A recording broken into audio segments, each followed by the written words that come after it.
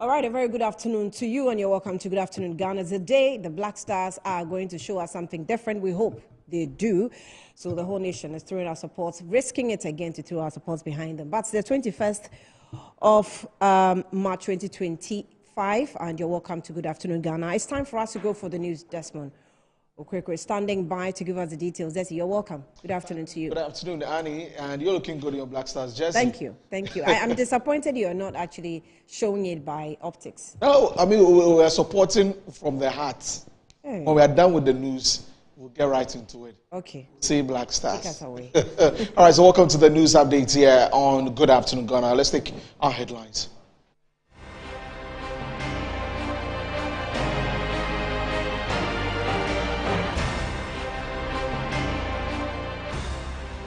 Well, coming up this afternoon, massive fire outbreak destroying several shops at the Edu Market in Kumasi as fire personnel try to bring the situation under control. We'll tell you more.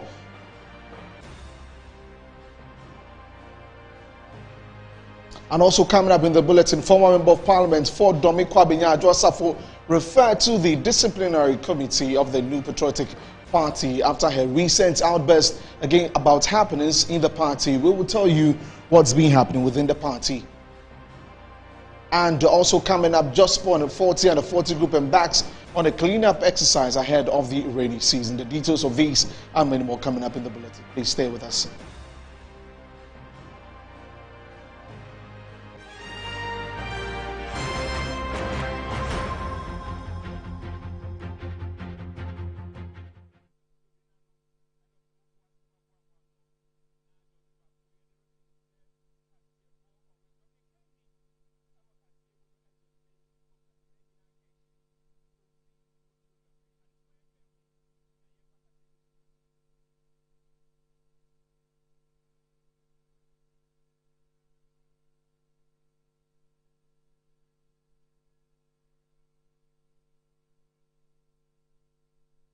Hello again, I'm Desmond Okwekwe. So let's begin the bulletin from the Shanti region, where massive fire outbreak at the Edu Market in the heart of the central business district of Kumasi has left several shops and properties destroyed. The inferno, which started in the early hours of this morning, spread rapidly to adjacent shops, causing significant losses for business owners. The inferno intensified rapidly due to the highly combustible material stored in many of the shops, making it difficult for firefighters to contain the situation immediately.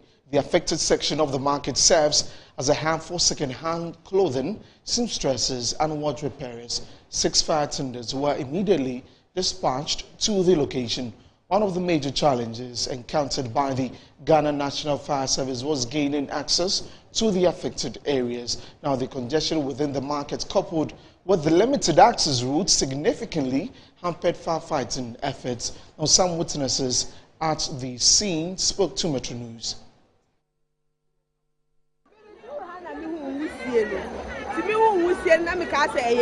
Central market of 51 but minimum say market. Make one best of 5 and that's more. Best of 540 something. I was almost 5 days, and almost 5 a car, no, almost in full. Okay, but your process. A friend will give 5 minutes in a day, and I started. And I want to fire and I know where don't mind. A good person is 15 minutes a year. I can see it. I heard by a tone force, a Babua, and then Tare, a Togo Busino. Nina be a Tomiere, you may be home. By me, Kele way.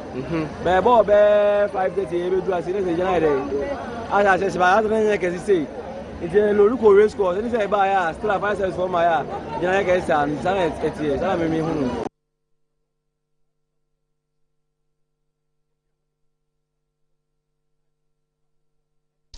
Really sad developments there. We'll bring you more of that on the show as Annie takes over. But now let's talk about the New Patriotic Party, because the Deputy General Secretary of the party, Haruna Mohammed, has justified the party's decision to summon former MP for Domi Kwabinya Sarah Adwasafo before the disciplinary committee over her comments over the past few days. According to him, Adwasafo's actions undermine the principles of the party. We are not just worried about Madam Adjoa. The party gave directive to all members of the new patriotic party, including myself, to cease discussions on matters that create disaffection within the party in the media.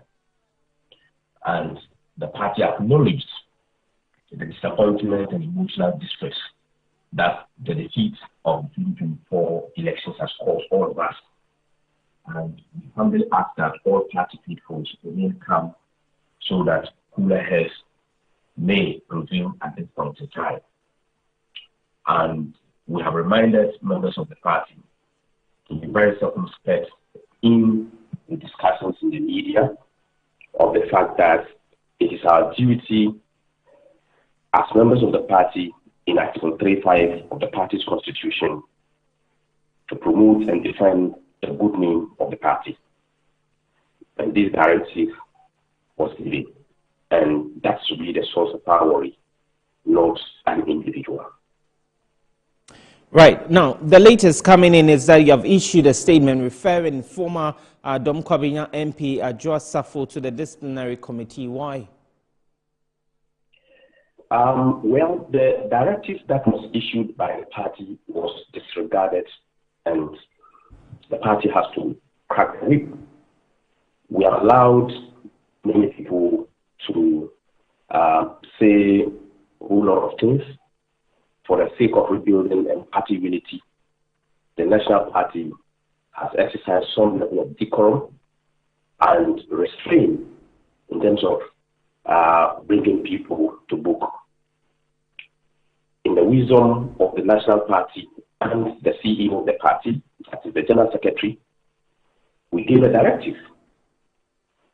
And all of us, as party members, are to promote and defend the good name of the party. It doesn't lie in anybody's mouth to go out there and say ill of the party.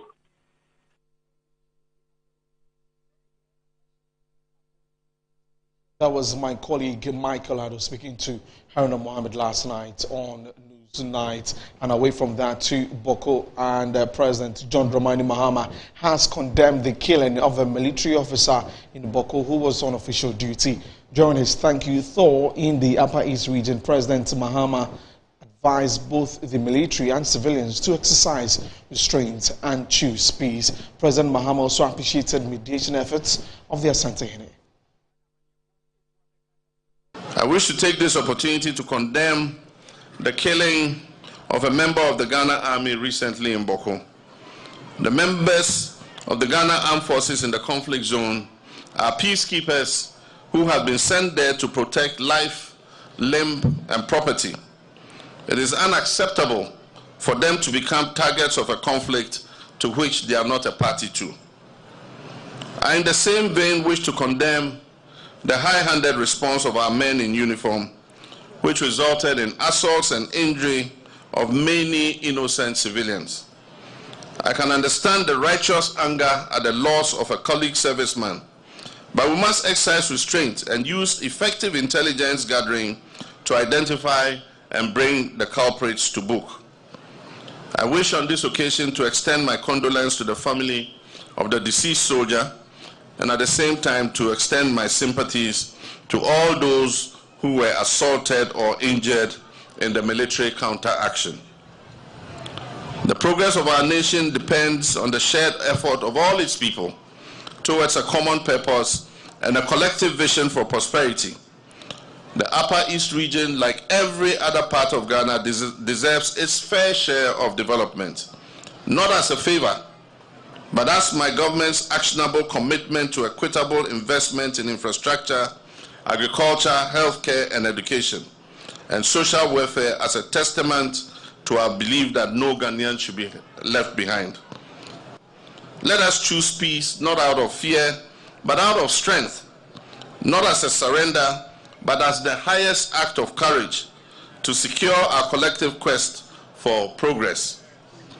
Let history remember us not for the battles that we fought against one another, but for the unity we forged in the face of disagreement.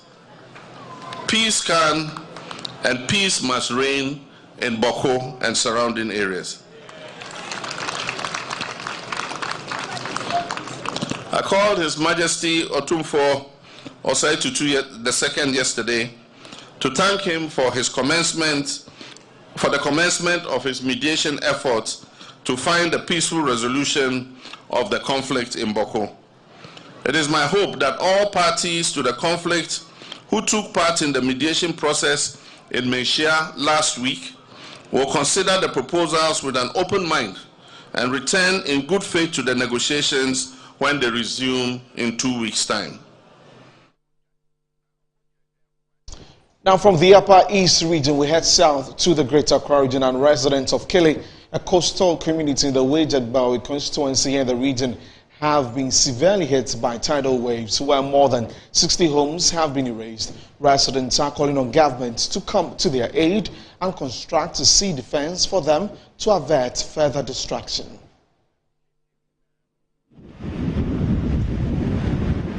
Tidal waves continue to wreak havoc in coastal communities across Ghana, with recent disasters recorded in parts of the Volta, Greater Accra and Central regions of Ghana.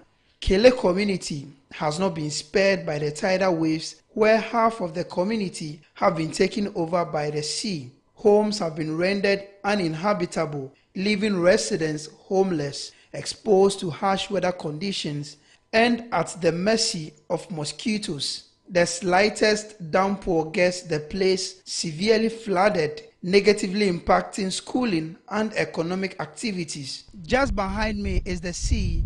The impact of the tidal waves has really affected residents here at Kele. Within the Bawku constituency, over 60 residents or over 60 homes have been swept by the tidal waves. Residents in this community are calling on government for assistance in order to ensure that they construct a sea defense to stop further destruction by the tidal waves. For about 2.5 years ago, the tidal waves started destroying our land and our buildings. We informed the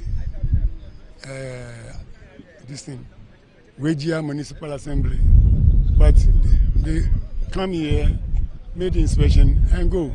Even at some of the NADMO coordinators, they also come here. What they told us is that this is not, here is not good for human habitation, so we must move from here to wherever we go. And there's no land here for us to occupy. More than 60 houses have been destroyed. Some have left here, some have high rooms around this area. There's no yet land for us here. So if the government will come to our aid and help us, we shall be very grateful. Victims whose homes have been affected says their lives and that of their families are in danger. It has turned to my own house where I am. It's a threat to me and my family. We don't have anywhere to go. So we are pleading with the government to come in aid and support us, as the government is doing at Beach Road and Shiabu, providing the sea defense. We need immediate sea defense right now, because as you can see, we are in the rainy season. Normally it started from May, April, June. So as it has started raining, at this 1 month, from 1 month going, if you come here again, you don't see any house here. Reporting live for Metro Television, my name is Eko Sechi Saki. Kele, Bawku constituency, Accra.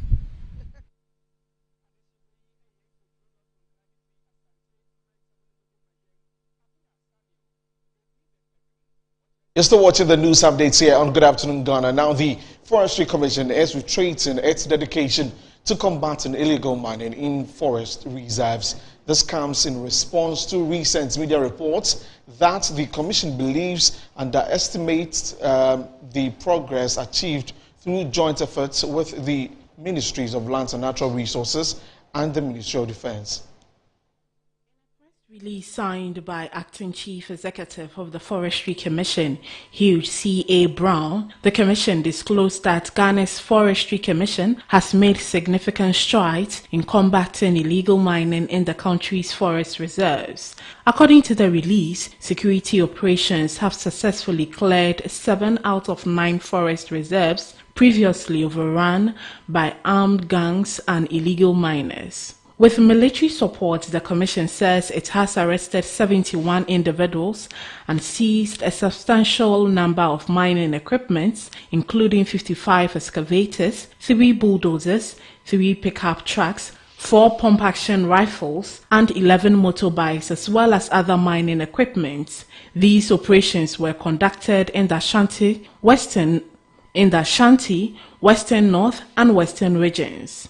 The Forestry Commission emphasizes that, despite ongoing challenges, these achievements mark a turning point in efforts to reclaim Ghana's forests. The Commission acknowledges that the battle against illegal mining is ongoing, but notes that these accomplishments demonstrate progress being made. The Commission is committed to continuing its efforts to protect Ghana's forest reserves and wildlife protected areas from illegal activities. Now, the Council for Scientific and Industrial Research Ghana has called on governments to ban the use of internal combustion engine by 2035. Principal of the Research Faculty of Built Environment Council, Professor William Aka, said the call, if heeded, will lead to a decline in respiratory diseases. He made the call at the 2025 Clean Air Fund workshop in Accra. Vehicle emissions contribute to air pollution, climate change, and pose significant health risks, including respiratory problems, heart disease, and increased risk of cancer. Professor William Aka said it is essential for government to implement measures that will greatly reduce the use of internal combustion engine vehicles in the country. He called on government to introduce more electric vehicles in Ghana. The internal combustion vehicles produce a lot of pollutants into our immediate environment. So if we are here and a vehicle has started, what it means is that the pollution will affect all of us. But when we look at electric vehicles, it doesn't release any pollutants to the environment. It doesn't affect us. So countries who are serious are resorting more to electric vehicles. Some of them have come out with policies that by 2035, by 2040, they will no more sell internal combustion engine vehicles in their system. He emphasized the importance of ensuring a clean environment in Ghana. It is not safe. Several diseases have been attributed to pollution from the transport sector. Respiratory problems, for instance, cardiovascular diseases. You can also talk of premature death, deformations during childbirth. It also destroys our biodiversity, and it also contributes to climate change. So all these are harmful effects coming from pollution in our environment, and we need to make sure that we're able to reduce this.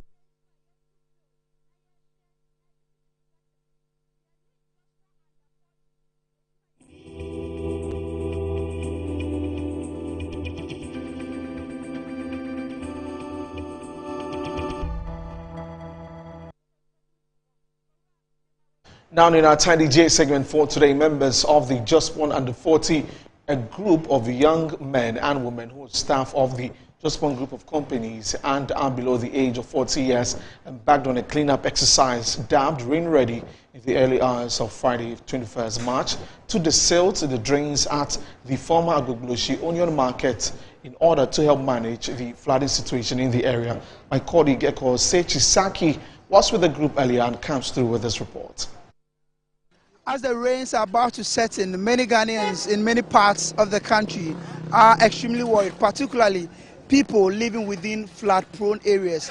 It is for this reason why Just Born Under 40 have initiated a campaign intended to desilt all gutters within flood-prone areas to allow for a free flow of water so that the flooding situation within the capital and many parts of the country can be managed. You can see in the shot they are really doing some work, clearing the weeds and they settle the drains to ensure that there is free flow of water. Let me speak to one of the supporting members of Jospon Under 40 to get a sense of what they are doing today and the reason why it is very necessary for them to do that. You are live on Metro Television. Please. Thank you very much. My name is Emmanuel Asare-Budu. Yes, and I'm with Sewage Systems. I'm part of Jospon Under 40. What is Jospon Under 40 all about? Well, Jospon Under 40 is has to do with all professionals involved in Jospon group of companies activities in all subsidiaries, and this group is more like our chairman's vision to build up the under 40 people, so that in the next 10 to 20 years, when our big men and women have gone on retirement, there's more like a succession plan for those at the top. There is a campaign we are spearheading. Now we have tagged it as Rain Ready campaign. Rains are supposed to be blessings. However, in our side of the world, whenever it begins to rain, people begin to panic because of the repercussions that come with it. And that is because of how we treat waste with respect to disposal, containment and all that. So as a group, we are sensitizing the public on some of the good practices to adopt when it comes to management and disposal of waste, and then also, as part of our core mandate to keep the country clean, we also go around the flood-prone areas, try to free the drains, because that is also part or is one of the contributing factors to flooding in the capital. Today is the Agbogboleshi former onion market. Next 2 weeks, where are you going to? Yeah, so the plan is that we have a list of all the flood-prone areas, so we are weighing which one to tackle first. But chances are that either we look at somewhere around the First Light, which is a very flood-prone area, or another space, but we would communicate ahead of time. Right, so the first thing I'll talk about is sensitization. There are some things that we depend on plastics to do. For example, somebody wants to go and buy cocoa, and instead of going with a reusable bottle, they want to fall on plastic material. If we sink it in that people can use reusable materials to handle some of the basic things that are going on, we'll reduce the plastic waste pollution in our country, and that will help a lot. The second thing we want to champion is that, as you can see, it's going into our compactor trucks, which will go to our recycling stations, and the way forward is reduce, reuse and recycle. So once we are reducing the use, what already is in the system, we are either reusing or recycling. All these things, per what our executive chairman will say, and which we all believe, is gold. Waste is gold. And once we find other uses for it, we can even get money out of that. Yeah. All right. Thanks so much. You just had a supporting member of the Jospon Under 40, a subsidiary of the Jospon group of companies. And what they are doing today here at the Agbogboleshi former onion market is to desilt all drains in order to help with the free flow of water as the rain is about to set in. Reporting live for Metro Television, my name is Eko Sechisaki.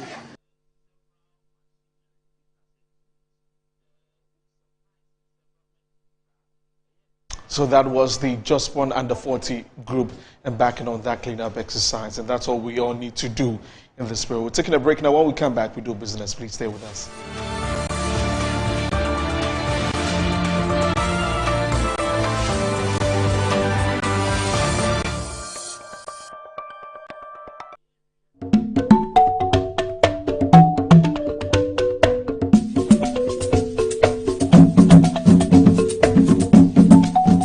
Attention all farmers, are you ready to take your crops to the next level?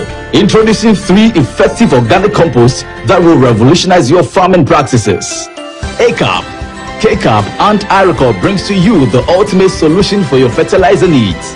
Introducing the ACAP Grade A, KCAP Equiafua Jinkwa and the IRECOP with cocoa blends, palm blend and mulch.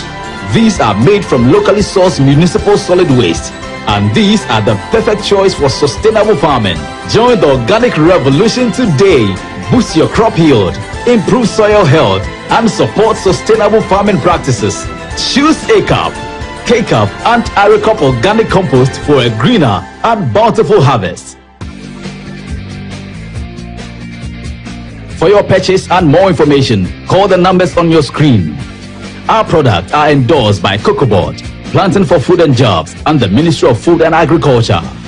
Step up with DSTV and we'll show up by giving you more incredible entertainment. Going to have a little fun. Upgrade your subscription between the 13th of January and the 31st of March and get an even higher package for a whole month on us. Buckle up, here we go. There's nothing better than putting a little bit in but getting a lot out. Time to boost some office morale. Incredible! When you want to build a future, you gotta know what you want. Step up and we'll show up on your home of entertainment, DSTV.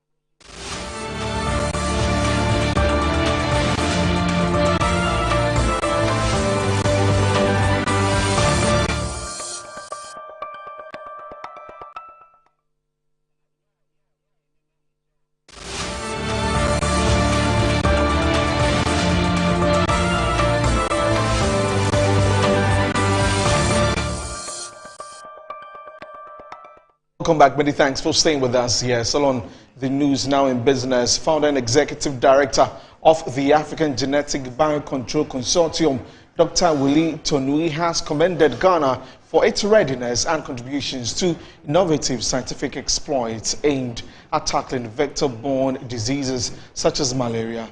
He was speaking at the second Global Congress on Genetic Biocontrol Technologies here in Accra. Reports indicate that mosquitoes are responsible for more than 700 million cases of disease per year, including malaria, which killed 619,000 people, with 247 million cases in the world in 2021. Hence, self-limiting strategies and intermediate approaches are gaining interest as genetic control methods for malaria mosquitoes. To advance knowledge on the study, the second Global Congress on Genetic Biocontrol Technologies, a four-day event which serves as a platform for experts around the world to share their knowledge across diverse disciplines and discuss regulatory frameworks in relation to genetic biocontrol biotechnologies, was held in Accra. Addressing the media, founder and executive director of the African Genetic Biocontrol Consortium, Dr. Willie Tonui, highlighted the crucial role of genetic biocontrol in combating malaria and enhancing biosafety regulations. We are talking about institutional biosafety committees, that are supposed to be helping institutions to first to train and also to approve research in the organization. So we need to build these organizations. The regulatory systems also in countries. We have adopted Cartagena Protocol, yes. We have national biosafety authorities, but the current national biosafety authorities are only very experienced in terms of crops, GMO crops. A few of them are now thinking about also moving to GM animals, and mosquitoes are one of them. So we need to work with them to build country expertise so that they can help their countries in making good decisions about some of these technologies. Then there are issues of climate change. You have heard about malaria. Malaria is becoming a huge problem because of the changes in the climatic conditions worldwide. So we need to think about how to harness some of these technologies within that parameters of climate change. Minister of Environment, Science and Technology, Dr. Ibrahim Mutala Mohammed, gave the assurance that his outfit will offer support to the Ghana National Biosafety Authority in providing exceptional services on emerging technologies. Malaria. We are spending hundreds of millions of Ghana cedis every year on malaria treatment. Several lives. In fact, the figure I saw, which was, Googled by the NBA, CEO, about almost 11,770 something plants indeed lose their lives in this country annually as a result of malaria. Now, if there is a process by which we'll be able to come out with a vaccine that is reliable and dependable, that will help reduce malaria infection, or even if we have that, there won't be any direct, fatal consequences as a result of that. Why should I be against it? So I think that is something that is a novelty, and we need to encourage them, we need to support them in way or form or shape. African Genetic Biocontrol Consortium, in collaboration with the National Biosafety Authority, organized the second Global Congress on Genetic Biocontrol Technologies under the theme, Harnessing Genetic Biocontrol Potential Solutions in a Changing Climate.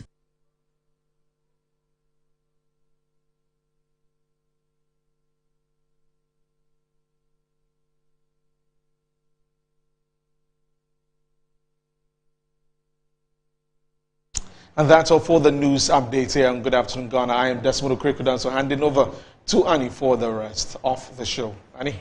Desi, thank you. Still the Black Stars on my mind.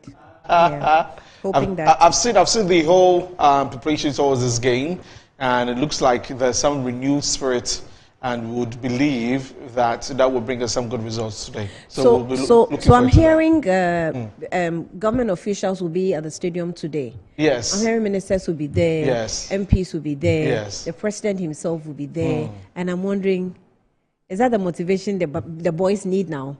Well, I mean, for the NDC, this is their first, encounter with the Black Stars, for this new government. And so definitely they would want to give them the morale, the support that, from, would want to make a statement from the previous government. And so we definitely want to see a lot of good happenings today at the Accra Sports Stadium. Hopefully the rains will do us some good in the evening, and we'll see how it goes. Because of the way it rained today. Yeah, definitely. Our prayers, but we can also just step out in our numbers to the stadium and support the team. Hopefully, I can say like a 4-0 win will do. Against who?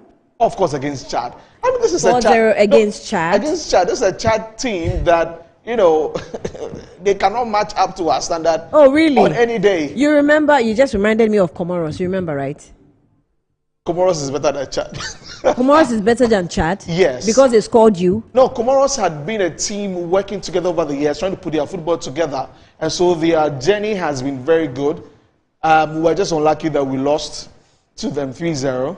But for Chad, Chad, you're very sure we'll do that. It's almost like, no, Desmond, you've forgotten the comments that came after Comoros scored us. You've forgotten. I understand. There were a lot of people who didn't even know about which countries that were even asking. Yes. Have you forgotten? I understand. Yes. And I also know that Niger came here, beat us 1-0 and all of that. But I'm saying that there's some sort of renewed spirit with the boys, with the team, some fresh energy, even from the old players visiting the camp, trying to be with the boys.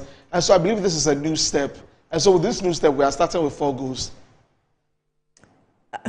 Which our group team members are who and who and who? Oh, in our group, I think we have Mali, we have Madagascar, I believe, also in there. And so today, if we win, actually, we are going on top of the table. And so we need to win the game. And winning the game, we were beating Chad by 4 goals. So we spelled C-H-A-D. Chad 4-0. Who is leading our team? Who is the captain? Of course, it's Jordan. Jordan is the new captain of the team. He's been speaking, and I mean, we all need to rally and support him. And of course, I'll be very happy today if Inaki Williams scores a goal or 2, and to boost up his confidence in the Black Stars team. So we're looking forward to that. And of course, we're bringing to you the Black Stars Diaries on Metro TV. So watch out for that also. So only 4 goals to 0. That's my prediction. Thank you, Desi. Yeah. All right, you're still watching Good Afternoon Ghana. We'll take another breather. When we come back, we'll take you to the Ashanti region, give you some more updates of what happened with the fire outbreak. We'll give you updates with water. So it's been fire outbreaks, it's been water. And then we'll also get into political parties' activities where you know that the opposition that lost to the NDC is now picking the pieces together and trying to merge and fix the puzzle where the parts are lost. And we'll see how it goes with them. We'll speak with some political analysts who will join us here in the studio, and also party executives as well to let us understand what's going on with the NPP. All that will happen here before 2 p.m. We'll take a breather. I'll be back shortly.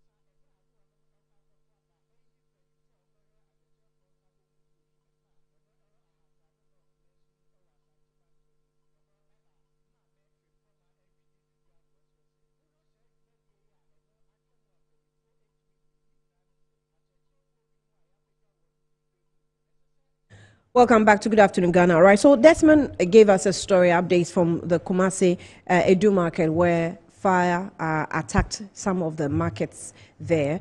We'll give you some vox pop of what the Kumasi or the traders were saying on the vox pop.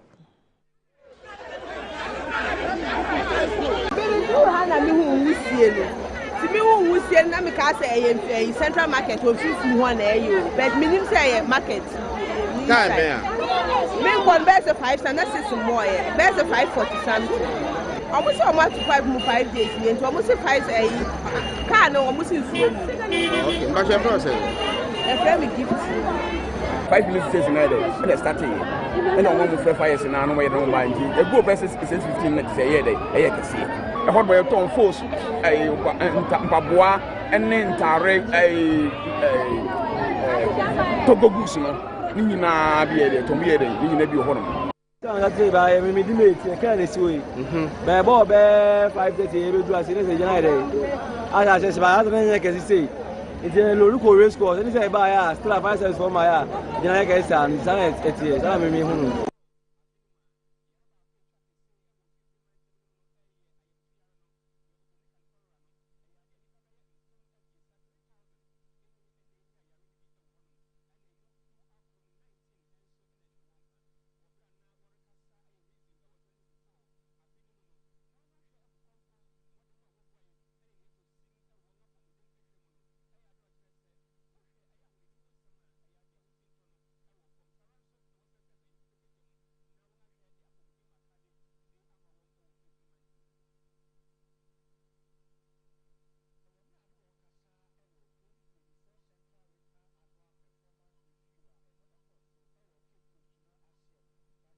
All right, we'll still extend a bit further with the fire outbreak, and Abdul Basit Suleiman is via phone to tell us updates of what happened and give us the details. Abdul, thank you for your time. You're welcome to Good Afternoon, Ghana. So what's currently is happening? Has the fire service been able to douse the flame, and what are the traders who also lost their goods doing?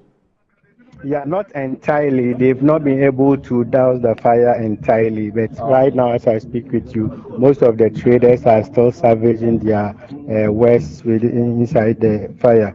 And according to some of the affected traders, due to the nature of the place, they were unable to access their shops when the blaze was very high. But according to fire officers too, they are doing anything possible to ensure that the place is being secure. You know, behind the main building that started the fire, there used to be some slums over there. So the entire place with about 400 shops have been razed down to ashes as I speak with you right now, honey. So the fire has not been totally doused off. So is it billows of smoke you're seeing, or probably the flame? You're still seeing the flame? Yeah, you can visibly see some flames, and the smoke that emanates from the flames are so high that the fire service are trying to protect other buildings around. Those that is on fire right now can't do anything about it, so they are trying to protect the environment to ensure that those places will not be affected. Right, Bassett, you know, when the fire started, when we saw it in the morning, it was at just a faction or a section of the market, but we see that it's spreading across. Is that what's happening? Give me the picture. Yeah, exactly. You know, just behind the main building, the storage building, there is slums over there. So, and that place too is not accessible. So it became very difficult for the firefighters to pass through that lane to douse the fire. So that is how come the place the flame was so high. So fire service is not having access to the place that's affected or that's caught fire, and they don't also have high, fire tenders. Exactly. They didn't come with cranes. They don't have cranes. They don't have, water hose that is able to shoot the water up or whatever. Have they come there with nothing? For them. because they do not have such equipment. So when they came there, what did they do? They came with the smaller fire tenders. They were able to along the main building. They were able to douse those flames over there, but they were not able to climb up with it because they don't have the higher ladder that they are supposed to have to be able to douse the fire. Is there any hope, Bassett? Is there hope? Come again. Is there any hope with the fire that we're seeing now? Is there hope that it can be quenched? Well, I'm not sure they will be able to douse those fire, but they are waiting for the fire itself. That place is even down as I speak with you now. It has been raised down by itself because that is a wooden structure. Outside the storage building, behind it is a wooden structure, so it has been raised down by itself right now. But there are still flames on it that they are trying to put it off. So we are hoping that probably in some hour or two they will be able to bring the entire inferno under control. When you gave us a video where the fire officials were being attacked by the traders when they came to help. They were attacked by some youth who were claiming that the fire service came there late. Others are also claiming that when they came, they were not supposed. They did not embark on what they are supposed to do. So due to that, they think the fire service were irresponsible in trying to quench the fire. So they attacked them. Some of them even sustained some degrees of injury. And the fire officer, even though they are calling for calm, the regional minister also visited the place to ascertain the level of destruction over there, and he has appealed to the traders to calm down as investigation unfolds. So for now, they are safe? Come again. For now, the fire officials are safe? No, they are still at the scene as I speak with you. No, they are still. I'm asking if the attacks have stopped. They are coming. The attacks on them, has it stopped? Yeah, it has stopped. It was at the initial stage that they attacked them, but during the process, some of them even tried to support the fire officers in quenching the fire. So there is no more attack right now. Right. The traders, you're saying they're trying to salvage their goods. How are they doing that with the fire still raging? Yes, those that were not directly affected, they think they can still salvage some items from their shop, but due to the nature of the place, it is very difficult for them to even enter. Even though some few have been able to salvage some of the items, the destruction is very massive to the extent that millions of CDs will be lost by the end of the day from the fire. Wow. Abdul, please keep an eye on it and let us know what happens later. Thank you for your time. All right, Abdul Basit is our man there, but let's give you the video of the traders attacking the fire service men when they went there to help.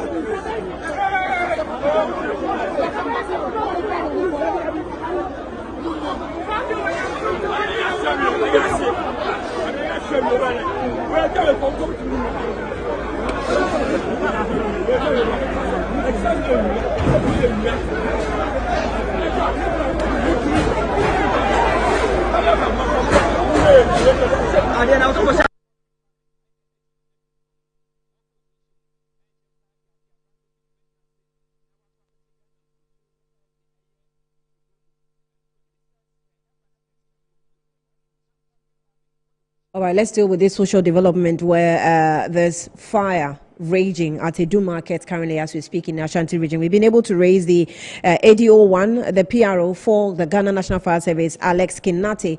He's joined us via phone to give us updates on what's happening. Eddie, thank you for your time. You're welcome to Good Afternoon, Ghana.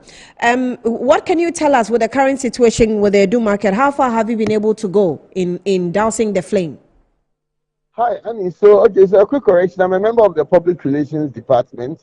So the good news is that the fire is currently under control. Under control is a huge step in being able to totally extinguish the fire. Under control also means that right now the spread of the fire has been curtailed, and that there are pockets of fires though. And so we are now trying to make sure that these pockets of fires are totally extinguished, and then also to be able to look out for signs or anything that could cause a reignition of the fire so that we're able to totally deal with it. So the fire is under control. So I just spoke with my reporter in Ashanti region, Abdul Basid, who says that the flame is still on and it's spreading to other sectors of the market. Can you confirm this? So I don't know where he's standing, but per our briefing, the fire is under control. So the under control doesn't mean that the fire is extinguished. As I said, it means that the fire is well within our control, and the spread is being curtailed. So spreading, I doubt. So if I get you rightly, you've been able to contain the spread. Exactly my point. My point. And he also described a situation where you could not go through because there was no passageway for you to make it to where the flame was in time.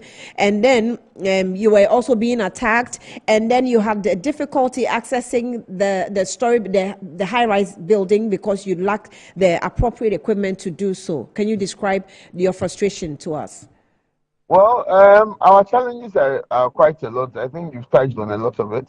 Logistically, we are lacking behind a bit. It's not been a secret. We've admitted the fact that we are logistically constrained, but we have the ladder that is able to help us get to heights. So as I speak to you, that ladder is at the scene, and he will admit that that ladder has been at the scene for over 3 hours now. The fire, logistically, we need much more fire tenders. His Excellency the President has assured us, the Interior Minister has also assured us, and our Chief Fire Officer has retweeted the commitment to make sure that we are resourced. And we are hoping that they come on time so that we're able to serve the good people of Ghana on time. So accessibility is a major problem. We couldn't get access to through to be able to fight the fires. You realize that within this central business district, wherever people find any little space, they try to put up a shop. And fires and fuel are not the best. Fuel is not only petrol, but fuel has to do with anything that can burn. And all these items that they are selling are all fuel. So when they find any little corner and then load it with items, it means they're loading it with fuel. So it becomes difficult. As we were fighting the fire, people were going in trying to retrieve their things. They were obstructing, and the attack was very unfortunate. It's very disappointing that Ashanti region is where we recorded lots of attacks on firefighters, and it is not a good record to have. As we are fighting the fire, people are still attacking our men, and it becomes a very unfortunate trend. So all these, even hydrant situation, I've been informed that being able to get access to hydrant has been a problem. Every little space is being occupied by someone, to the extent that our hydrants have been encroached on by people, so making it difficult for our people to be able to replenish their water when they run out of water. So I believe a whole overhauling of the market systems should be done, so that people should learn to take the blame also, rather than to put all the blame on the Ghana National Fire Service. Eddie Owan, do you see the new Bank of Ghana building? Yes. Should it catch fire today, will you be able to douse the flame? We've never been able, there's never been a time we've been able to fight a fire. So yes, we'll be able to fight the flame, but then the speed at which maybe we should have been able to use to fight the fire would be delayed. But it's not beyond us. It's not beyond us to fight a flame like that, we will be able to fight the fire. I'm asking that because I see the Edu market and I see the height of the story building is definitely lower than what the Bank of Ghana has. Yet you still struggled with that. So let us know exactly. Somewhere last year there was a fire. This story building close to the roadside at Shashi, the one that came before Signature. There was a fire. They were able to fight the fire at a height. So yes, having the ladders could help in being able to contain the fire. But then again, without the ladder, we have committed officers who are willing to go up with the hoses and fight the fire off from there. So yes, it would have made having these advanced equipment can make the work a bit easier. But then again, as a service, we've been used to manpower, and our manpower has so far worked for us. And so we're hoping that once we are retooled, we should be able to be more swift in the future. Okay, I want to find out from you if you think that you need some security protection now when you're going to fire outbreak scenes. It's very important. As a service, we even have our own policing, internal policing, the fire police. Right. And I believe that moving forward, they should be equipped to protect our officers. I've heard people making calls that when we are going to fire scenes, we should go with our friends, the police. Yeah. It's a good call. When we get to a scene and we face attacks, we call them, but to say we should wait for them and go to the scene with them will be a misplaced call, because then again, the police also have their own challenges. And so if there's a fire and we call on them, we can't say we are waiting for them if it takes them 30 minutes to get to us before we go to a scene. So it's about attitudinal change. People will have to change their attitudes. This attack on firefighters is barbaric.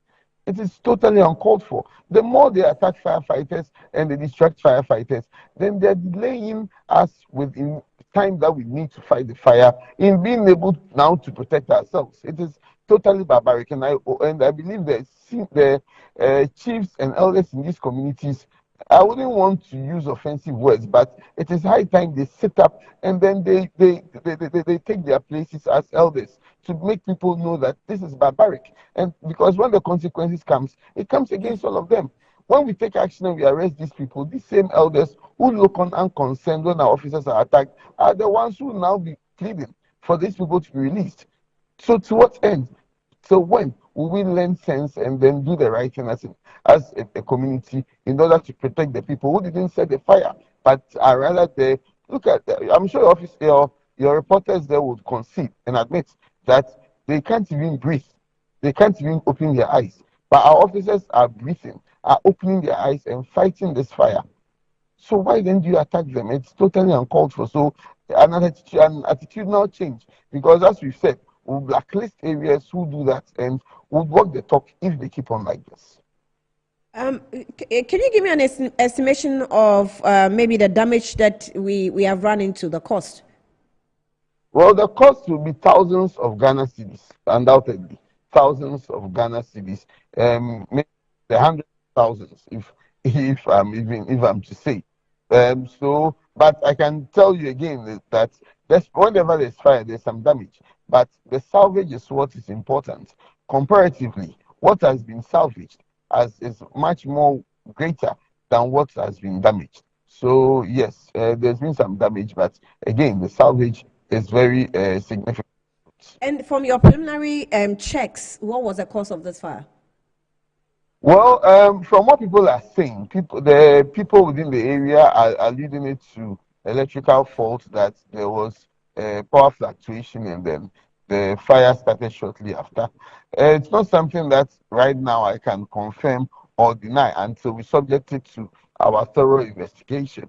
So I wouldn't want to jump the gun. I would want us to finish so that we can have a much more reliable investigation to share with you. We were told, that was on social media, that one of your men fell from the top. Is that true? I know one of our men is injured, but as to the details of the injury, I can't tell for now, but I can confidently tell you that no one has suffered any life-threatening condition. There's been some injury, but it's not been life-threatening. Injury, is it that he fell from the story building, or it was just by, the attempt to douse the flame? So an attempt to douse the flame, but as to whether it fell from the story building is not something that I can confirm now. All right. Edio One, we'll leave it here. I'm sure we'll get back to you later on Newsnight to get some more updates. Thank you. Thank you also very much. Thank you very much. So Edio One is Alex King Nate, and he is a member of the Public Relations Department of the Ghana National Fire Service, speaking to us there on the updates and a very devastating development going on in the Ashanti region. And we hope that, and he's actually advising that we overhaul the markets. And obviously, we'll probably have to look at the plan to review all other markets and apply, because the biggest problem is the access should there be fire outbreak. Probably we can't avoid fires, but if there is, what can we do? Now, from fire, let's move to water, where World Water Day is held annually on 22nd of March as a means of focusing attention on the importance of fresh water and advocating for the sustainable management of freshwater resources. So it is about taking action to tackle the global water crisis in support of the Sustainable Development Goal, SDG 6. So water and sanitation for all by 2020. In 2025, the World Water Day focuses on the glacier preservation, and glaciers serve as natural fresh water reservoirs, releasing meltwater that supports drinking water supplies, agriculture, industry, and healthy ecosystems. So these provide essential benefits such as a climate regulation and protection from natural hazards. So preserving glaciers you may, is vital for water well-being and individuals, communities worldwide through the importation of sustainable glacier management and monitoring practices. Humanity can also protect these frozen reservoirs that still hold approximately 60% of Earth's fresh water. So we have some guests in the studio with me, Captain Ansar Ahmed Khan, who is the Managing Director of Dredge Masters Limited. He's here with me already in the studio with another guest. I'm going to talk to him to tell us who he is and how, what position you're also holding with Dredge Masters. Mr. Khan, you're welcome. Good afternoon to you. And you're welcome to Good Afternoon Ghana. All right. I also have another guest who came with Mr. Khan. If you can help me with your name and what you are with Dredge Masters. Okay. My name is Nana Kumaminta, and I work as a site engineer and a deputy project manager at Dredge Masters. Site engineer? Yeah. Okay. Nana Kumaminta. Okay. Nana, you're welcome as well. Good afternoon to you. Welcome to Good Afternoon Ghana. All right. So, Nana, let me start off with you. Tell us, so, Mr. Khan, you are the chairman of Dredge Masters? I'm managing director. The managing director of Dredge Masters. Okay. So, site engineer, let me come to you first. Tell us about your work. Let people understand, and then we can go into the details. Okay. Basically, at Dredge Masters, we are into coastal protection, dredging, and then also land reclamation as well. So, at any point in time, we have the design that we are supposed to follow to construct whatever we have been given by our client. So currently, if we are dredging as a site engineer, I'm in charge of all the works to make sure that we are satisfying the demand of the client and also protecting the environment with whatever we have been asked to do. So you go to sites upon requests by clients? Yes. Oh, yes. really? Yeah. How does that happen? Because we don't provide services for free. Definitely, we must be paid for, and there must be funds available for whatever service that we are going to go to provide. For instance, in a situation where there's a lot of siltation in the channel, for instance, like the Kele Lagoon, where we come in together with the government, and also the government provides a budget, and we work according to the budget to make sure that the lagoon channel is free from silt, so that the water can also direct the mic properly to your mouth. Yes. So that the water can flow freely to prevent flooding. Yeah. Do you know the plan of Greater Accra? Yeah, we have studied it. We have some idea of it as well. You have an idea. Yeah. You have not really seen the plan. We have seen the plan, but Greater Accra is always developing, and so the plan keeps on changing. There is already a master plan, But definitely with the unplanned development that is going on around, every time something keeps on changing. Yeah. All right, let me, I'll come back to you, but let me come to Mr. Khan. And I'm dealing with you more because you're a Ghanaian. Yeah. I'm not sure how long Mr. Khan has been in Ghana for. How long have you been in Ghana for? I've been here for almost 9 years now. Hey, watch it. I'm almost half Ghanaian. Oh, at the same. At the same. But I've been in Africa for long. I so was in Nigeria for 3 years before coming to Ghana. Before coming to Ghana. So at the same. At the same. And now you're not doing well. How to practice, it. Anyway, Mr. Khan, so when you came to Ghana, what did you see that made you think that we can do something like this to help? Yes. Because he's saying that you only work on requests. But that's because, of course, you don't work for free. Yeah. However, with a broader picture, I'm sure you have seen something. What did you see? Yeah, first thing is, dredging is a profession. Basically, you're dealing with water and you excavate ocean or rivers or water bodies to make them more sustainable depending upon the requirements as stated by the governments and clients and the long-term goals. So for Ghana, you have massive rivers running throughout. They come from Burkina Faso and get into Gulf of Guinea. But if you see how much water we are able to catch before it runs to sea, is proportionally very, very small. Except Akusumbo Dam, not much is being done of harnessing our water resources. And compounding to it, what I'm saying, rivers are being used as a dumping ground for refuse, especially at Accra. I don't see that it is a habit or is a problem that people are doing it. It is because population growth is concentrated in very few cities. Yeah. If you see, I think about 30 or 40% of Ghanaian population is in Kumasi, Accra and Takoradi. So massive urbanization has taken place without facilities, infrastructure catching up. So people run out of the options. And once you start doing it, it turns into a habit. So is it maybe overpopulation? I don't know if we are even overpopulated in Accra because we have lands in Accra. Yeah. But I think what I see with Accra is it's a plain. Yeah. And we also build in waterways. So yes, there are two. One is population density with respect to, see, people are concentrated in a very small area. Yeah. Actually, Greater Accra should spread. And secondly, when you run short of land, you start building in floodplains. Exactly. Yeah. Exactly. It happens world over. Mm-hmm. Basically, God never made floodplains to live because floods were a positive things. Floods regenerate your land. Is a natural way of fertilization for a land. So in olden days, in times of our forefathers, people used to cultivate in floodplain and harvest this before flooding. And next crop used to be planted after the floods.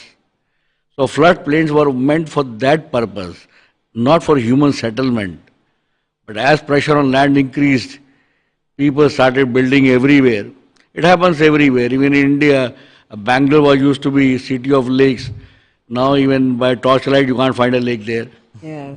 And name itself is called City of Lakes. I mean, we have a place in Ghana called, the name just escaped me. It's on the water. They built Izulezu. Yeah. So if we can have a place like Izulezu, why can't we have a place like maybe Sakumono Ramsar site? Ramsar site is obviously a waterlogged area. Yeah.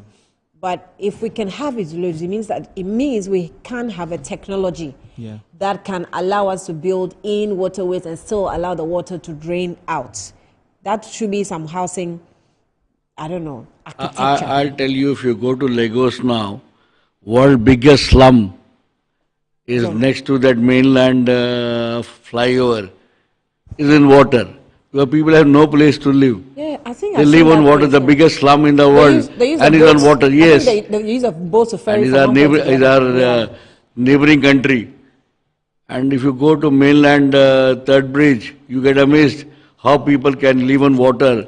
It's something like Venice. Venice came out of a war. They wanted to save themselves, so they built a city on what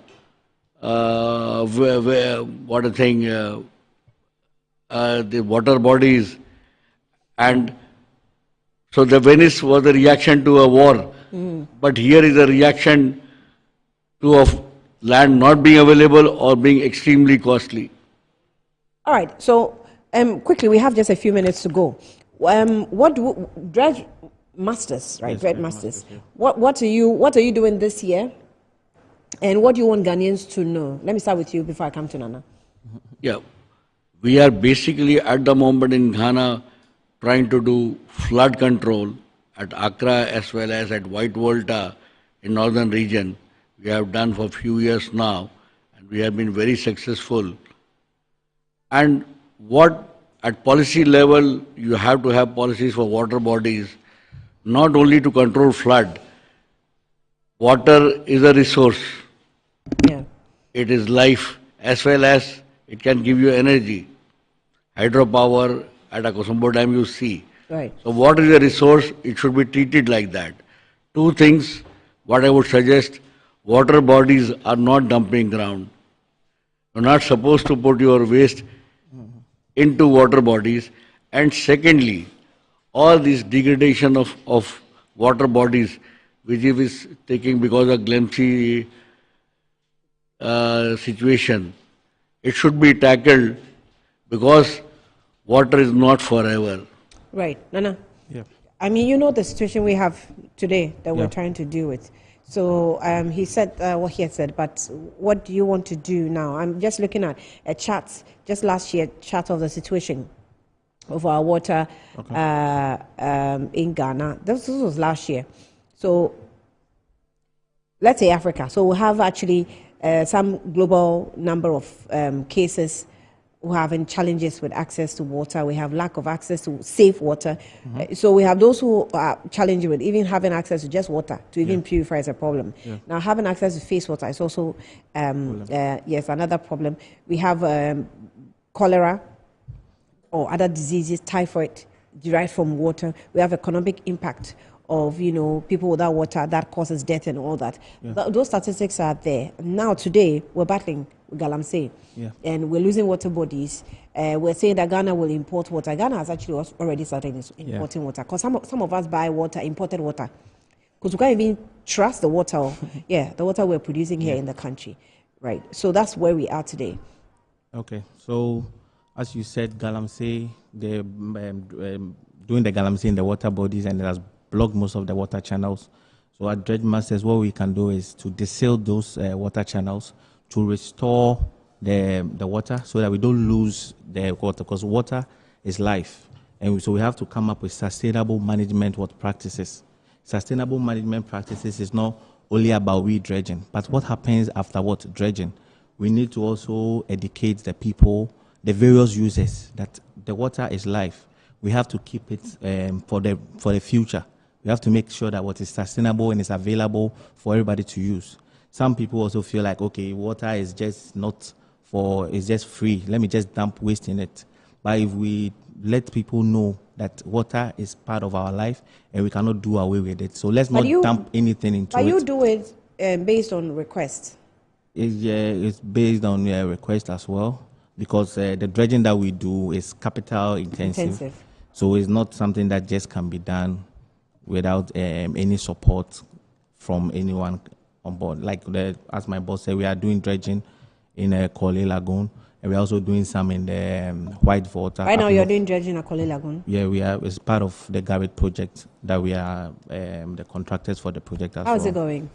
So far, it's going on well, but there are a few challenges that we are going to deal with it. So this dredging you're doing in Kele Lagoon, was it a contract given to you by the previous administration or the current administration? It's a World Bank project. The World Bank project. Yeah. That's what you're still doing. Yeah. I don't want to go into that project, into that matter. Okay, but how long have you done it for? This World Bank project started last year. Yeah. It started last year. Okay. So what do we do with you now? Is it about just you are announcing your presence, that you're still available to be dredging for people? That's if they call for your help. Or what exactly do you want us to do with you now? Apart from the government contracts that you're getting, what else? Not only government contracts, we want to make sure that there is a sustainable way of protecting the water bodies. How do you do that? Now we partner with the Water Resource Commission, and most of our projects are under the Hydrological Authority, Ministry of Works and Housing.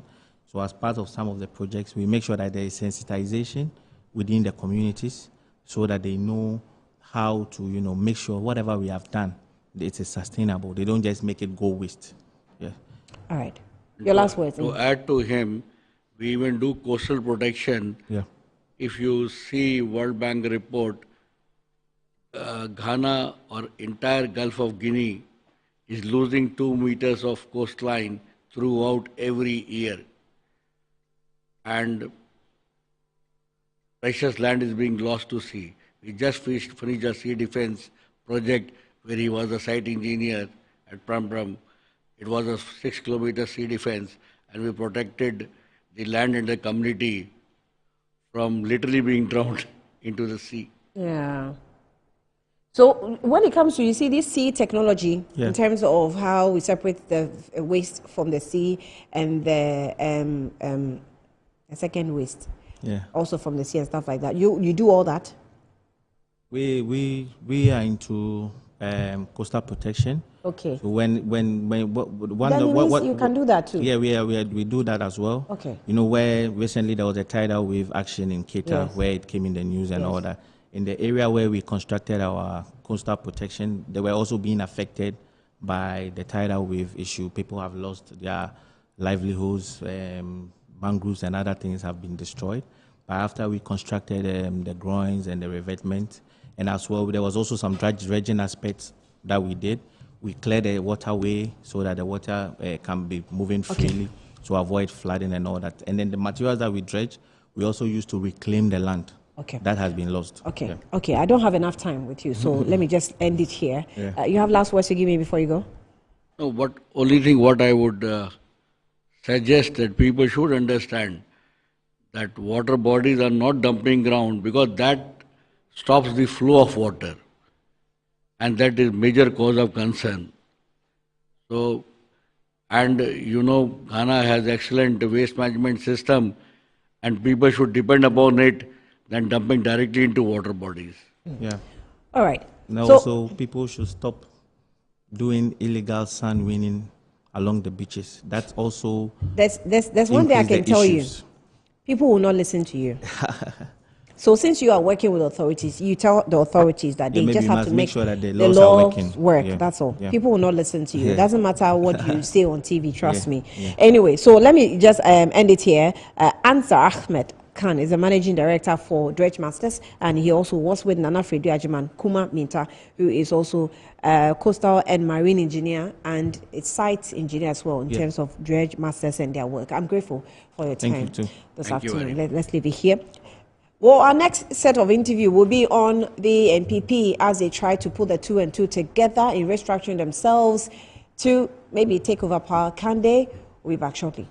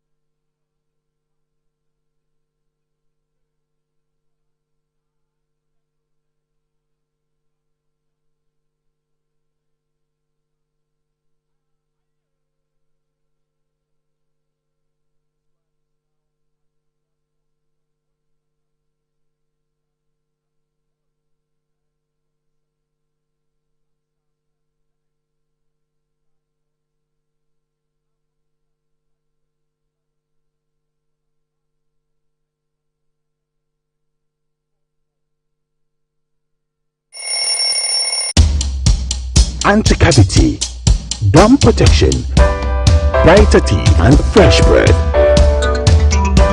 I'm a fair missy way. Repatrial Bantama. Machasi. Cycle. It's her smile. The fresh breath. Me, Judy said we used to Kele 360 toothpaste. Some kind. Kele 360 toothpaste. That's here. Kele 360 toothpaste. It's a gum protector. Onim Jom Kasa.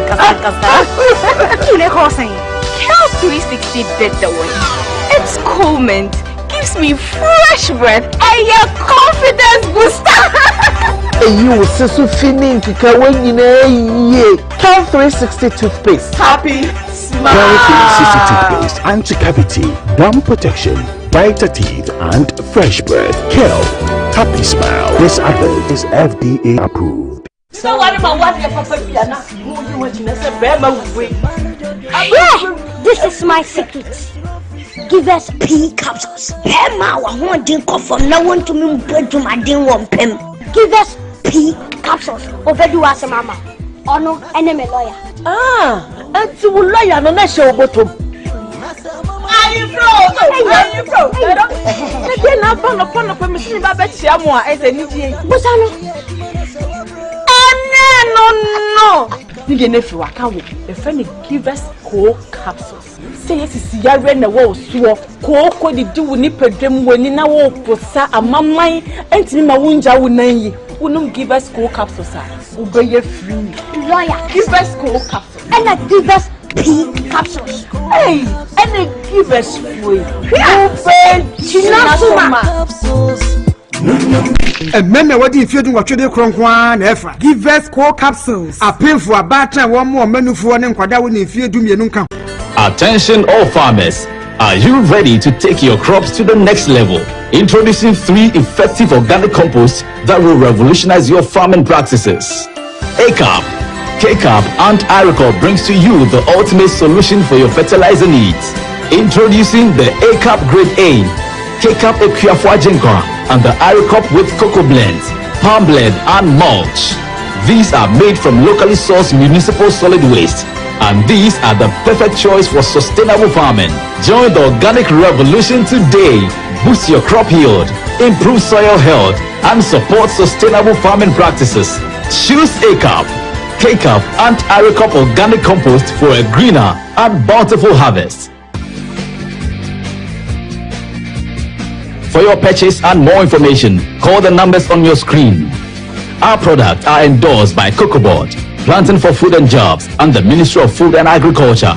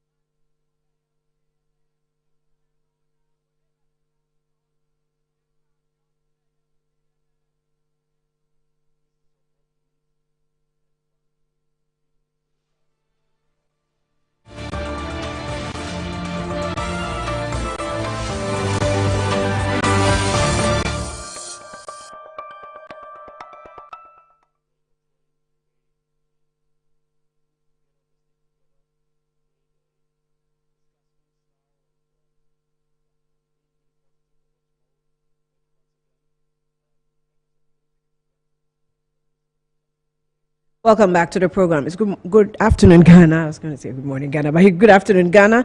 And Dr. Jonathan Asante-Ocho has joined us here in the studio, political analyst, lecturer as well. We're expecting Hauna Mohammed of the MPP, he's the Deputy General Secretary, to join us.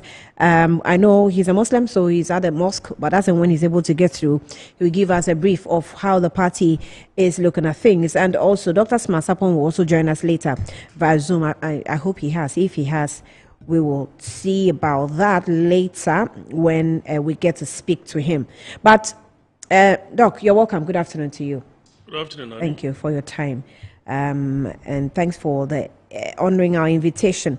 Let's take you through the two letters that were issued by the MPP yesterday.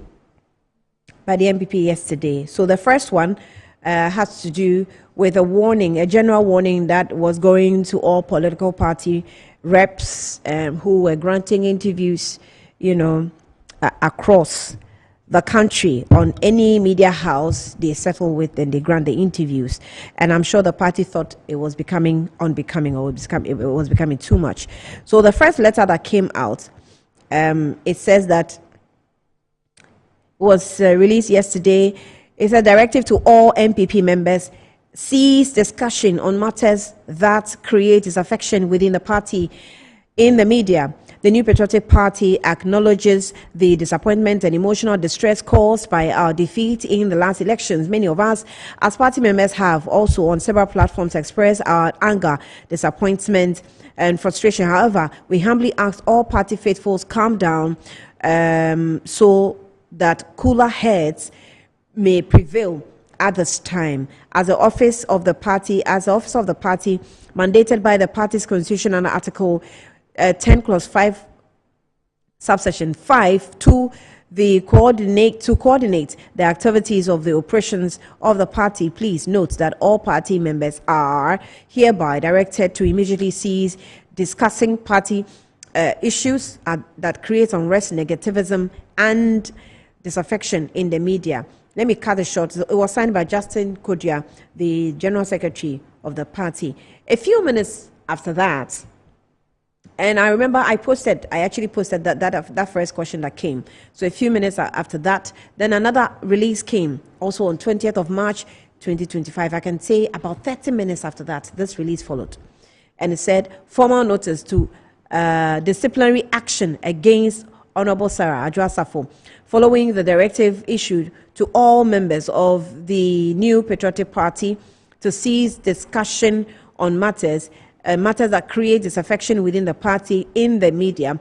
Honorable Sarah Adjoa-Safo's comments in the media, particularly on the Pulse show of Joy News, are clear contravention of the directives issued to all MPP members, blah, blah, blah, blah, blah. And it says, Justin Kodia Frimpong, General Secretary, signed. It's the one. So you see it on the screen. Right, let me get my guest into it. Doc, I'll have your first take on the whole attempt by the party. People describe it as gagging, people describe it as control, people describe it as directive, people describe it, they even describe it as a selective justice, sort of. So let's hear you on your first take on what you see is happening with the MPP. Well, let me say good afternoon to your viewers. I will start by saying that in response to your question, whichever way you look at it is one of a variety, or you can look at it from different perspectives. I'm of the view that the first letter was in good faith. Mm-hmm. It was a general call. And that, for me, the General Secretary should have hastened slowly and then look at the whole scenario, how it is going to pan out. I think that the second one is a knee-jerk approach to the solution, a knee-jerk approach to this particular brouhaha, and it's not going to work for the party. You see, I have said on many platforms that it's even going to get worse before it gets better. And if they have the wherewithal to be able to manage when it gets worse, then it could get better. But as it stands now, the way and the selective, approach to dealing with this particular issue will rather create more problems internally for the party. And that is just my general view on So I'm told Adjoa-Safo today was to grant an interview on another media house. But just as she was about getting out, in a ramble style, there were some members that blocked her and disallowed her to come out of her house. Is that possible? I don't know. I haven't seen the video. But that is another analysis that was done by a presenter on air, giving us a picture of what's happened in her house. That's interesting. I've heard of that. And it's quite surprising that MPP has sunk that low. They seem to have forgotten that which is happening now is an offshoot of that which the former president and his team prevented. And you see, we had so many things. Which are they? That President Akufo-Addo was someone who was quite vindictive, who did not allow internal democracy to take place, who had surrounded himself with just a certain cartel, and you cannot just break into the inner circle. Dr. Bawumia emerges, and there is an ice around him. People do not get the opportunity to tell him exactly what is on the ground. And they are calling the names of all these people, including Miracles Abaje, and all those who martyred, in the whole political process of the NPP. They're supposed to look at this from a particular positive perspective. And that, for me, is the fact that Adwoa Safo is going beyond just empty political rhetorics in connection with party structures. No.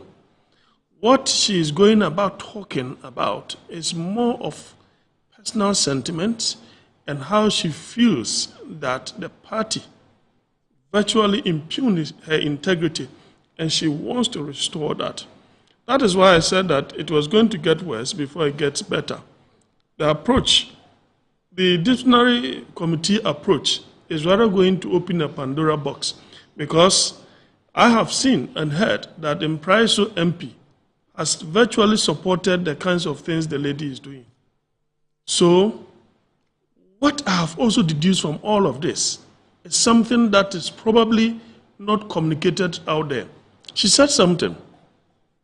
She said that when people say, those who are anti-Bawumia say certain things, it's as if that is in order. But when the pro-Bawumia speak, then there is something else. So there is a crack now, which by the time that the elections got to a close, I said that the main dilemma, they're supposed to have a committee that will go around and solicit views as to why they lost their elections, which I suggested. And in my view also, Professor Makokwe's, the choice of Professor Makokwe is wrong. It is not about his person. He is solid, no two ways. A lawyer, politician, and historian, solid. In terms of his role and stature in the party, solid. But you want to have a new, refreshing atmosphere.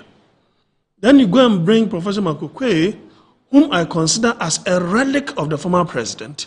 You will not get the desired result. That is why she says that that committee is bogus. Yes, but she's wrong in a way, because this morning on Good Morning Ghana, the update I got is that Professor Makokwe is not directly in charge of the committees. He is rather the overall chair of the various compositions that they have actually set up as a political party to collect the reviews. And so he's not necessarily, in charge of the overall, directly in charge of the committees. Well, I don't want to suggest that he will not in any way have an input as to things that must be in the committee's report and things that wouldn't be. Okay. He will definitely have an overriding list. Okay. But I felt that the MPP, there are so many stalwarts within the party who are not politically exposed. You see, they should have chosen any of them. After all, you just want to go around and gather the necessary information that will help you rebuild, let them heal. That is why I am saying that Adwoa Safo's rantings, grievances, must be considered as a healing process. Okay. More as a healing process than just merely spilling the beans of the party.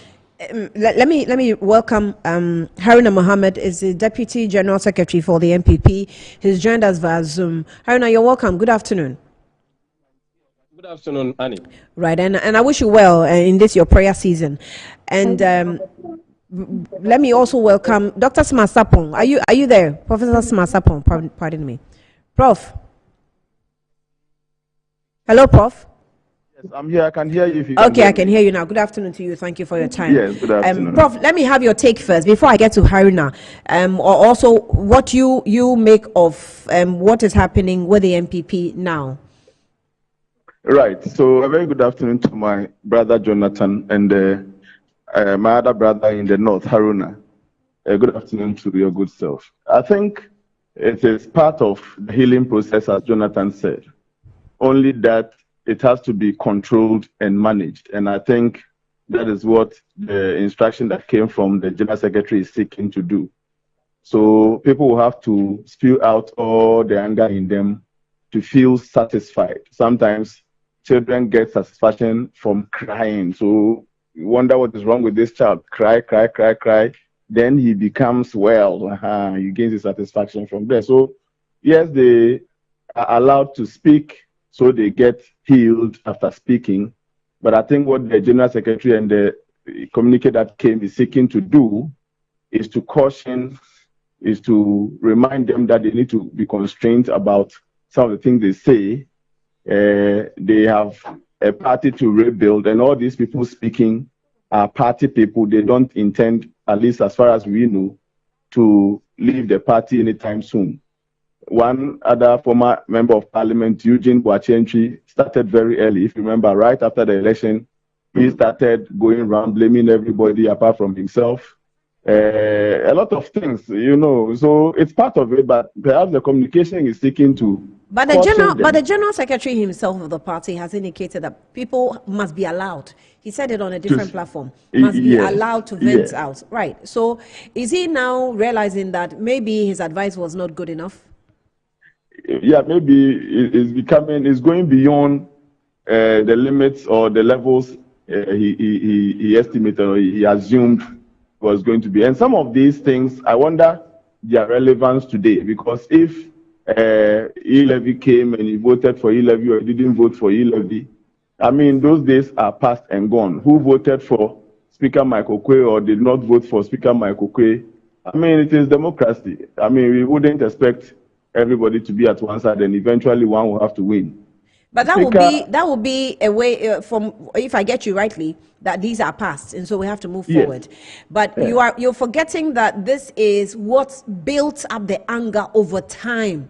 So you should allow to hear the truth of how people feel in the party, so that you know where the problem is coming from. Else, your solution will be just chasing the wind. Yes, you are right. You are right. But in respect of our sister Adwoa Safo, not a perfect person like all of us, had most of his criticism starting with her absence. Maybe she's explaining now what caused her to vacate post for nearly 6 months or almost a year, representing his people in Kwabenya. Maybe she's not giving the reasons why she got so much upset and disappeared. Yes, we know, like Jonathan rightly said, she has some health issues, which the Mpraiso MP was alluding to, and therefore apologizing for the misinformation they had, for which reason all of them accused her and all those things. But I think criticism of Adwoa Safo largely started with her absence. And I don't know, instead of her handlers or herself coming to offer this explanation at that time, they sent Twitter and social media footages of a lady not too much worried, slanging and all those things. It's about, in my view, Adwoa Safo was loved. Trust me, she was loved in the party. And I'm sure because of her father and the history they carry, they were loved. In one of the interviews, she indicated that her problem started when she decided to run a report on the school feeding program and present the report, where the president actually happened to have told her that she should put that report somewhere because nobody sent her to go and run such a report. She, according to her, is where her problems started. Oh, okay. And then she should have solicited our support around that time. But I mean, all well and good. For me, I mean, I'm not the type to advise Adwoa Safo to maybe suppress her feelings. I would encourage her to speak. But in respect of this conversation, I think the instruction that came from the General Secretary is about the limits to which people affected by accusations and allegations in the past can go I think at the end of the day, they would all want to be part of the restructuring and the rebuilding of the current situation. And so, at some extent to which you may want to speak would have to be controlled. I think that is what the entire conversation is about. But I mean, she's part of the extent of allegation and the time for which it has flown. Right now, they say in Akan, we say, if you wait for something bad about you to be spread up to a certain extent, trying to correct yourself will not get to that same extent. So perhaps we should advise ourselves to come up in good time to rebut or give our side of the story in the heat of when people are accusing us, so that we don't lose that opportunity. Oh, all right. Let's engage Haruna Mohammed, Deputy General Secretary of the NPP. Haruna, thank you for your time, and you're welcome. Good afternoon again. So yesterday, you actually started speaking with the media yesterday, trying to explain from yesterday to today what has happened so far. Because the information we picked up is that Ajasafo was getting ready for another platform this morning, but some party men or party faithful stopped her at her gate and disallowing her to come out. Is that true? Can you confirm that to us? And what has happened so far? Thank you very much. First and foremost, I would like to say good afternoon to your cherished viewers and Professor Smart Sapon and my other colleague who is in the studio. Well, I'm not aware of the happenings in Ajuastafo's house today. The party is so much interested in what happens in the media landscape. The General Secretary of the party yesterday gave a directive to all party members, including myself and the General Secretary, to cease discussions on matters that create disaffection within the party in the media space. And indeed, the General Secretary acknowledged the disappointment that and the emotional distress that has been caused by this humiliating defeat in the 2024 general elections. You can recall that many people in the party, like we said, including the General Secretary, has made statements after the elections were lost. You know that the General Secretary is the CEO of the party, and after an election has been lost, I believe that we need somebody to carry us along, somebody to give us hope, somebody to bring us together. Yeah. So we needed the General Secretary to take charge and communicate directly to the rank and file of the party and also to the good people of Ghana. So the General Secretary took up the opportunity to be speaking to the people of Ghana. And I heard my colleague said that even the General Secretary has said that they should allow people to talk. And that was then. I can't confirm the audio or the interview whether he said so, but we had allowed people to talk. The MPP has opened up a number of avenues for people to vent their frustration. Mm-hmm. And at this point that we said, and the General Secretary said in the letter, that we humbly ask that all party faithfuls remain calm so that cooler heads may prevail at this time. Yeah. And that is why we set up the committee, Professor Michael Quay's committee, to look into the matter. Every region has been visited, every constituency has been visited. If you look at the committee, Professor Michael Quay is not the committee. Professor Michael Quay is the chairman of the committee. So, as being the chairman of the committee, it's not a dictatorial committee where what you say or what you decide is conclusive. We have a committee of 12 members. Professor Michael Quay, who is the chairman of that committee. We did explain that when we were setting up the committee was supposed to be in two folds. One was to look at the restructuring of the party and constitutional amendment, and another was to look at why we lost the elections. So in putting these two committees together, the National Council on the 2nd of January decided that this committee should be put together as one. Professor Michael Quay being the senior most among persons on this particular committee was given the opportunity to chair the committee. We have Emeritus Professor Ntiamua Bedi as member of the committee. We also have Professor Kofi Osei Akono as member of the committee. These are established, distinguished educationists, people who have been in the research, persons who have been in the security area. These were carefully selected. Professor Samuel Smart Bedi Budikusi is also there, who Professor Smasapon knows. He knows these persons because they all live in the academia. We have Dr. Phillips Yamwa, who has been a diaspora chairman in the UK. We also have Dr. Joseph Ajapon Damo. We all know him. He has contributed a lot of training, mentorship of party members in terms of what he brings together to get the party going. Mr. F.F. Anto, all of us know him from Ashanti region straight to the national level. We have Mr. Koku Domfe, Honorable Gifty Kusi, a former member of parliament. We also have Honorable Abdullah Banga, a former member of parliament from Binduri, and Seydou Nasegre is a lawyer, a very established lawyer, and William Samwa, Director of Finance Administration, who is a member secretary of the committee.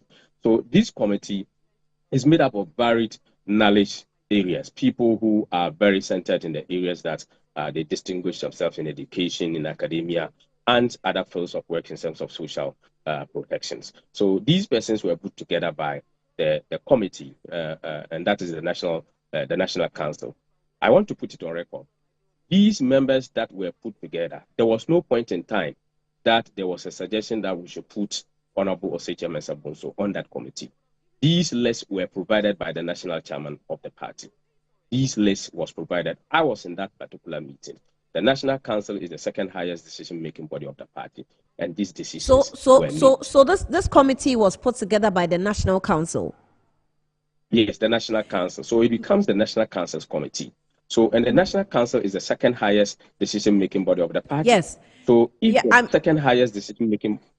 Yeah, I asked that question. Yes, I asked that question because there's been a lot of criticisms even before Adwoa Safo started talking. A lot of NPP supporters, including constituency executives, have criticized the committee. That how can a committee be organizing such a review and I don't know about it? How did they come up with the reports? It looks as though the party is still reeling, yes, but you are still not getting to the ground. I cannot, Annie, sorry, I cannot say that what you are saying is not true, but what they are reporting is not true.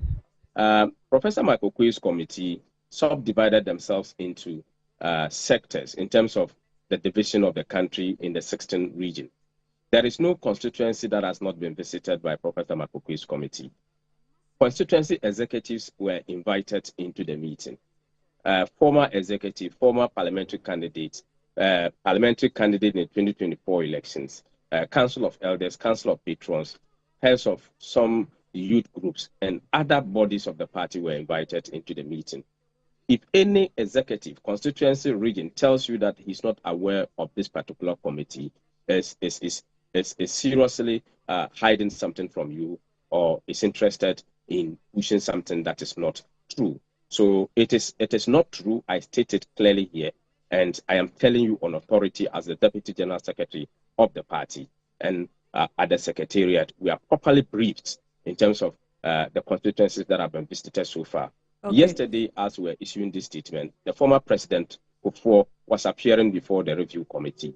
So the review committee is still even in its consultative stage, even though we have given them 3 months to do this particular exercise and report back to the National Council through the General Secretary. They have not finished, not to talk of even write a report. Why will you prejudice the report of a committee that has not yet been put together? I sit in here. What do you call? There is a very dangerous. There is a very dangerous. What do you call prejudicial? Because I think the report of the committee is out or is not. The report of the committee is not even prepared. It's not prepared. No, so what was Oseche Mensah Bonsu, the former honorable member, what was he sharing when he was on Asempa, making references to the report of the committee? What was that document? Oseche Mensah Bonsu is a former member of parliament for Swami and a former majority leader of our party, and he is not tasked to do any report for the national party. So if he ought to have been referring to a report, it remains a report to him, but not a report to the national party. I tell you on authority once again, we don't have such a report before us. The only authorized report is the ordered National Council Committee headed by Professor Right Honorable Professor Mike Aaron. the committee. So we cannot go by what Osei Chairman Sabonsu was making references to as far as the report is concerned. I cannot be referring to a non-existent report. The party on Hansa do not have a report. The report that the party will be looking at council is going to be Professor Michael Quay's report. Any other group that has done any fact-finding with respect to the conduct of the 2024 elections ought to have submitted that as an information to the committee. Okay. And I give you a classical example. The National Council of Elders, headed by Honorable Hagman Osuajiman, our very respected elders of our party, they did a work on this particular line of action. And when they met the committee, they submitted a book, their report, to the committee. Once you do that, in research or data gathering, we always go and take what we call primary data. So if you have a finished data, and when you go to project management, somebody's finished data becomes an input to the next project when it has been executed. So the output of their findings, which becomes a report to them, becomes an input to the Professor Michael Quay's committee. And that is why we expected that anybody that has done any other findings relative to this particular exercise should have been submitting such a report to the committee that was established by the National Council, of which the National Council of Elders has exhibited that particular maturity and submitted same to them. So as we speak, I repeat again, there is no any official report before the National Party, and we ought not to be discussing any other reports. Just in brief, in 1 minute, what will you tell us is going to happen going forward? Is it just Adwoa Safo being summoned to the disciplinary committee? What about the rest of the members? What exactly happens to the MPP members who are also aggrieved and are speaking out? How is your approach to these matters coming up? Okay, Annie, many are of the view that we are gagging people to speak, and that is not true. The MPP is absolutely a true reflection of the tenets of democracy in Ghana. We are the only political party that has been formed without staging a coup. We are a party that we believe in hierarchy. We are a party that believes in competition. We are a party that believes in free speech. We are a party that believes in the rule of law. There are so many things that the party stands on, and I believe that the party will be the last to be exhibiting such a behavior of gagging people to speak. If you read the statement very carefully, we are saying that we have all vented out. We have expressed our dissatisfaction, our disappointment, our frustration. We humbly request that we cease that discussion here. And when we said so, we made reference to the constitution of the New Patriotic Party in Article 35 of the party's constitution, 351 specifically. And if you permit me, I read duties of a member. It is stated that a member has to promote and defend the good name of the party. So for you to go and discuss matters that will put the party in a bad light, it necessarily doesn't have to come from you. It affects the principle of the party. Again, when we issue the directive, we issued it generally to all party members, including myself and the General Secretary, the National Chairman, everybody. This is to all party members because the General Secretary consulted heavily with the National Chairman before. He did not just get up to get this done and push it into the media space. Why will you get people to speak? People have spoken in the earlier stages. And let me say this, people are not aware. In the last National Executive Committee meeting that we had, members of the party were referred to the National Council of Elders for them to be talked to in terms of the commentaries that they have run. And I can tell you on authority that Mr. Osei Mensah Bunso was referred to that body, the National Council of Elders. Dr. Ayu name came up that he was referred. Dr. China, who raised the matter, also was referred. So people have been referred to the National Council of Elders. A decision was reached that there must be discipline in the party. People are speaking too much, which ought to have been indoors. And that is why a platform has been created by the party through the National Council of our party, where the committee goes around to take views of members, not only just to speak to the committee, but you can also write to the committee, and the committee will listen to you. So if these avenues have been created, and you decide to go and do that, and once we say so, and this one has become a directive of the party. So if a directive of a party has been given, and somebody seems to be flouting that, And when you read clearly in Article 354 of the party's constitution, it's indicated that every member has the right and duty at all times to abide by and publicly uphold the decision of the party. Publicly uphold the decision of the party. The decision of the party here is the committee that was formed by the National Council, the second highest. You cannot be seen to be telling us. I'll leave it here, but let committee me is ask formed. you: Are you having a leadership crisis? Which leadership crisis? Is the MPP having leadership crisis? We don't have any leadership crisis. The national chairman still remains the national chairman. The general secretary remains the general secretary. The first, second, third vice chairman remains the vice chairman. The national treasurer remains the national treasurer. The national, our beautiful women organizer still remains the national women organizer. I still remain the deputy general secretary of the party. My colleague Antoinette remains the deputy general secretary of the party. Each and every member of our party, the leadership, remains as it is. There is no any leadership crisis. We are not in court. We are not doing anything untoward. We want to strictly abide by the rules of the game, and that is working through the constitution of the New Patriotic Party. I'm grateful, Haruna Mohammed, Deputy General Secretary for the NPP. Thank you for your time. Right. So let's use the rest of the minutes here in the studio. Jonathan, with all that has been said, I saw some surprised expressions on your face and all, but I mean, he is the Deputy General Secretary of the party, and he's telling you this is what's happening. And I like the new updates that he's giving us, that these persons that we are even wondering why you didn't treat them the same as you're treating Adjoa, they obviously have been called, according to him, have been summoned to the committee. And why were they also not written to appear before the disciplinary in committee? Public? You see, Mr. Haruna is speaking and choosing one way or the other. Yes, he's speaking diplomatically as the Deputy General Secretary of the party, which I agree. But at what platform did the image of Adjoa suffer? Was it not in the media? So if today she wants to seek remedy, it's the same platform that she's going to use. Okay. You use the same media to malign her. And the leadership did not see the need, for example, to suggest to all and sundry the health issues that she was facing and going through. You should have, spoken to these people probably individually, behind the scenes. Of course, you wouldn't want to put out there publicly that she lost a baby, and then when she was about coming down, her son also fell sick. And what do you expect a mother to do? Everybody else will say that she's an irresponsible mother if she had left the son, and that could also have led to something else. And so, for me, you may not be happy with the kinds of things that she's saying, but they should look at it, as I said earlier on, as a healing process. And when it's done, this is what we call in tragedy as a catharsis.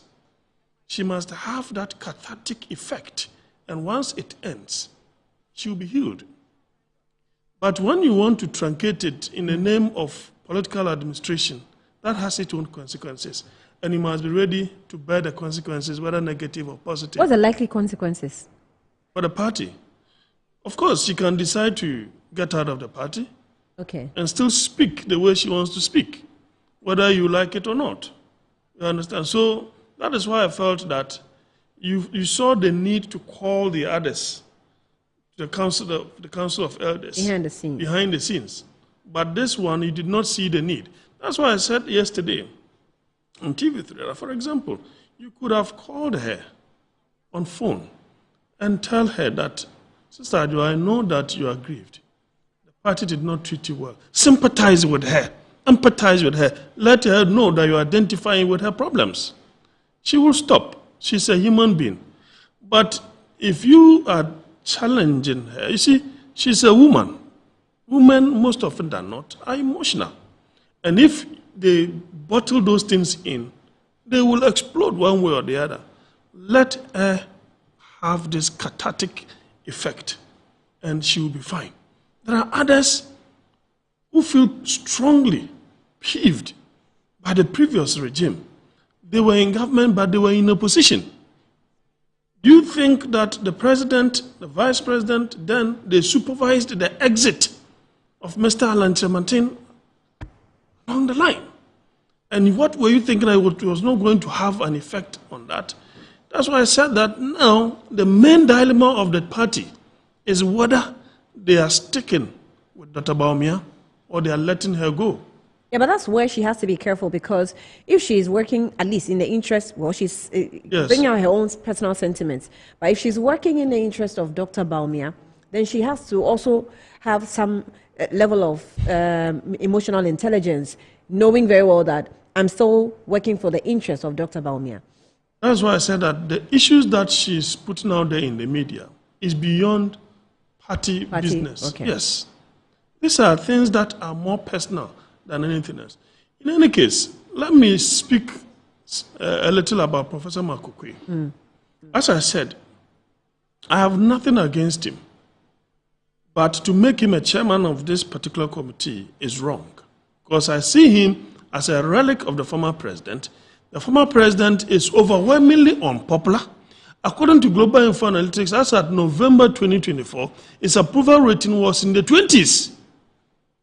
So if you really want to have a breath of fresh air, anything that will bring the former president along the line will create more disaffection within the party.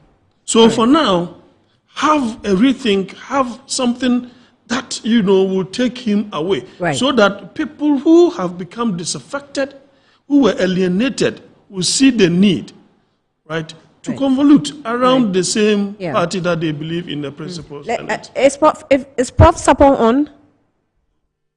Hello, Prof?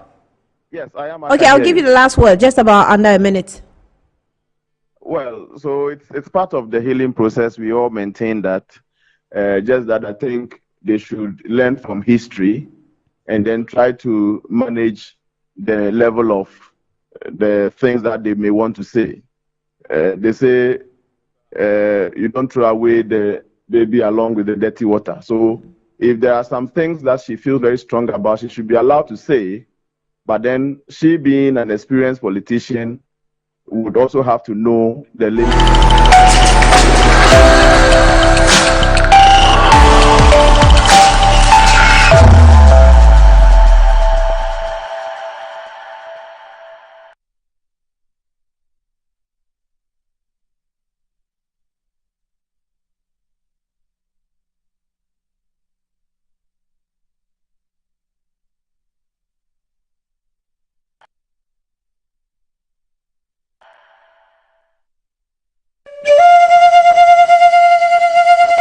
Dasibre Kwaku Boateng III, Omahini of New Drabin traditional area, Nana Drabin Sewa.